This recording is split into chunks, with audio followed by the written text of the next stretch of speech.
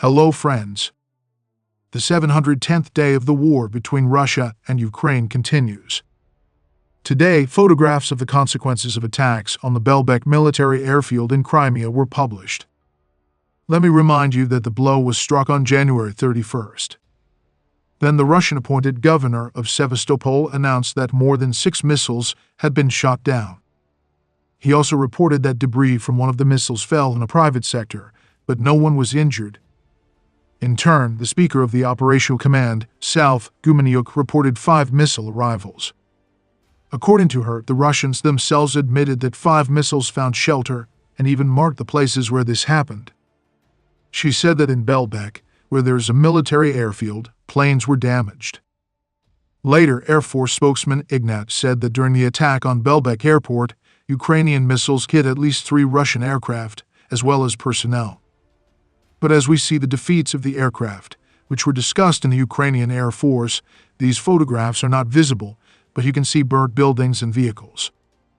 I note that earlier Russian opposition media wrote that a communications point was attacked at the airfield.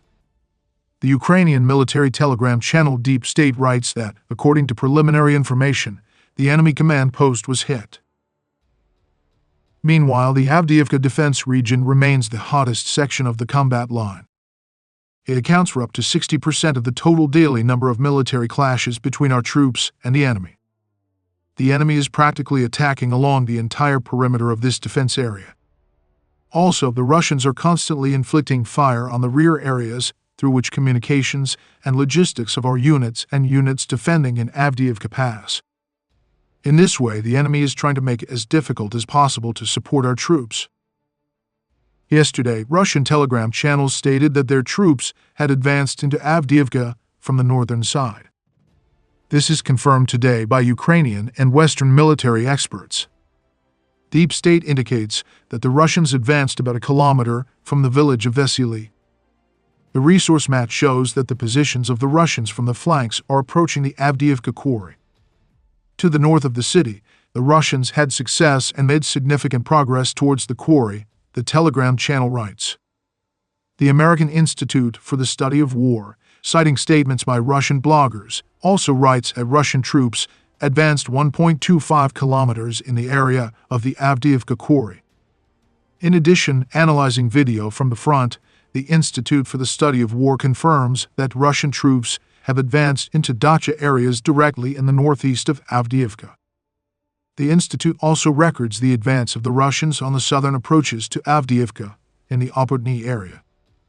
This is also confirmed by the Ukrainian side, and they report that the Russians have advanced along the forest belt up to 450 meters deep northwest of the Zenit fortified area.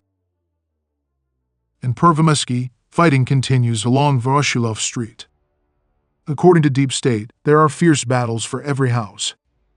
The situation is that along the village some houses are ours, some are the enemy's, and it's all mixed up.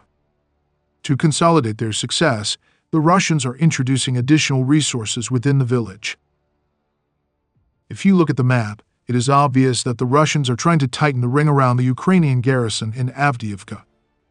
To do this, they are trying to completely capture the quarry area in the north of the city, where they already have an advance, and in the south of the city to break through to the ninth quarter area of high-rise buildings, which is the heart of Avdiivka's defense.